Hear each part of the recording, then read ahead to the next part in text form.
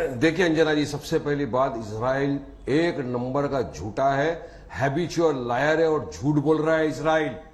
वहां पर अंजना जी रिपोर्टर खड़े पिछले 12 दिन से जो ग्राउंड पर रिपोर्ट कर रहे हैं, वो बीबीसी के हो, चाहे WSG के हो, चाहे MBSN के हो, बड़े बड़े जितने भी आपकी तरह चैनल है, सबके रिपोर्टर वहां खड़े हैं। उन्होंने बयान दिया है कि जो हमास इस्तेमाल कर रहा है वो मामूली PIG रॉकेट्स है, और जो इजराइल इस्तेमाल कर रहा है वो US मेड JDAM बॉम्ब्स है। ये इसराइल के एयर स्ट्राइक पे जो इस्तेमाल हो रहा है वो है। उसी की स्ट्राइक की वजह से हॉस्पिटल के अंदर इतना बड़ा नरसंहार हो गया, जिसमें 500 लोग मर गए, नरसंहार हो गया, जिनमें डॉक्टर थे, पेशेंट थे और बच्चे थे। वो बच्चे जो 4 घंटे पहले वहां खेल रहे थे, उन सब तमाम का नरसंहार कर दिया। अब मैं क्यों बोल रहा हूं कि झूठ बोलते हैं, क्योंकि देखिए इसराइल का जो सबसे बड़ा डिजिटल ये है, चलाता है, जो डिजिटल इंचार्ज है, उसने पहले ट्वीट किया कि हम इस तरह से हमने अस्पताल के ऊपर अटैक हुआ, इतने लोग मर गए। उसके बाद में फौरन कुछ मिनटों के बाद उसने अपना ट्वीट को डिलीट कर दिया। इजरायली एजेंसी ने एक वीडियो निकाला एयर स्ट्राइक दिखाते हुए, जब लोगों ने हाहाकार मचा दिया कि जूना है, उसने वो भी डिलीट कर दिया। तो सिर्फ झूठ, इसके पहले भी इसराइल ने इसी तरह का झूठ बोला उनके रिपोर्टर द्वारा कि 40 बच्चों का कत्ल कर दिया गया। उसके बाद जो बाइडन US के प्रेसिडेंट सामने आए, उन्होंने कहा यह बहुत दिल को दहला देने वाली बात है। फिर उसी दिन वॉशिंगटन ने प्रेस रिलीज किया कि हमारे पास इसका कोई सबूत नहीं है, कोई इसकी चीज नहीं है। बात नंबर 2, झूठ इनका कैसा पकड़ाता है। पहले भी इन्होंने अल जजीरा की एक पत्रकार थी अंजना जी, आपको अगर याद होगा तो, वेस्ट बैंक के अंदर शिरीन अबू अखले, उसका गोली मार के उसका कत्ल कर दिया गया।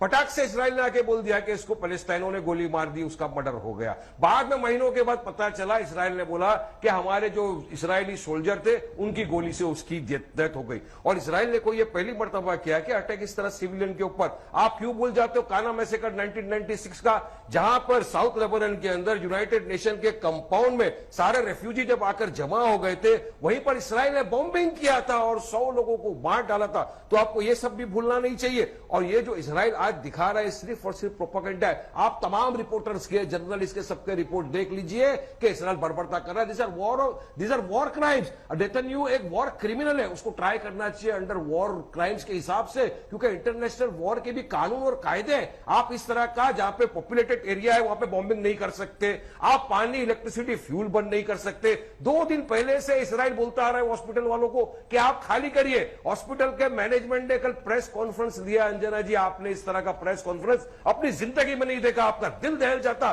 जब वो प्रेस कॉन्फ्रेंस कर रहे हैं। वहां पर मैनेजमेंट नीचे पूरी तरह से चारों ओर लाशें बिछी हुई है, उन लाशों के बीच में खड़े होकर प्रेस कॉन्फ्रेंस किया जा रहा है और बोल रहे हैं कि हमको 2 दिन पहले कहा था कि खाली करो। यहां पर हम कहां खाली करके जाते, यहां पर उसने बॉम्ब मार के, एथनिक क्लेंसिंग है ये, पूरी के पूरी तरह सबको मार दिया, एनेस्थीसिया दे दिया सबको कि ठीक है, दवाई दारू नहीं है तुम्हारे पास, दवाई पानी नहीं है, तो हम इसको ऐसा करके इस तरह से मार डालेंगे। अब बात आगे रुकती है अंजना जी, बताइए जो ये आके बोल रहे हैं ना जो बाइडन आज कि वहां पे ऐसा नहीं है, आपके पास क्या प्रूफ है बताइए। आज प्रूफ क्यों नहीं बताते? एक आप ऑडियो दिखा रहे हो अंजना जी, एक ऑडियो दिखा रहे हो। अरे जब भी तुम्हारा इंटेलिजेंस कहां चला गया था 7 तारीख के दिन, जो हमास घुस गया पानी से, हवा से, जमीन से, तब आपके पास कोई रिकॉर्डेड कन्वर्सेशन नहीं है। और कन्वर्सेशन रिकॉर्ड कर रहे हो हमासी सोल्जर का। दूसरी जगह आप बोल रहे हो कि इस्लामिक कोई दूसरा आतंकवादी संगठन आ गया, उसका रॉकेट फेल हो गया। अरे उनके रॉकेट फेल होने से इतनी बड़ी कैजुअलिटी नहीं होती है, 10-12 लोगों की सिर्फ जान जाती है। मगर यहां तो जिस तरह से आप हमने वीडियो देखे, विजुअल्स पूरा दिखा रहे हैं कि पूरा हॉस्पिटल को खत्म कर दिया गया, पूरा इंसानियत का कत्ल कर दिया गया। इजराइल इस वॉर के, जंग के नाम पे पूरे एरिया के अंदर इंसानियत का नंगा नाच नाच रहा है, कत्ल करता जा रहा है, मैसेकर कर रहा है, मास मर्डर करा जा रहा है। और ये भूलेंगे नहीं। आज आप देखिए पूरी दुनिया खड़ी हो गई है पैलेस्टीन के साथ, पूरा वर्ल्ड खड़ा हो गया पैलेस्टीन के साथ, क्योंकि इस तरह का नरसंहार कोई बर्दाश्त नहीं करेगा। यूनाइटेड नेशन तो भुगत चुका है, अब भी यूनाइटेड नेशन आएगा। अब सारे अरब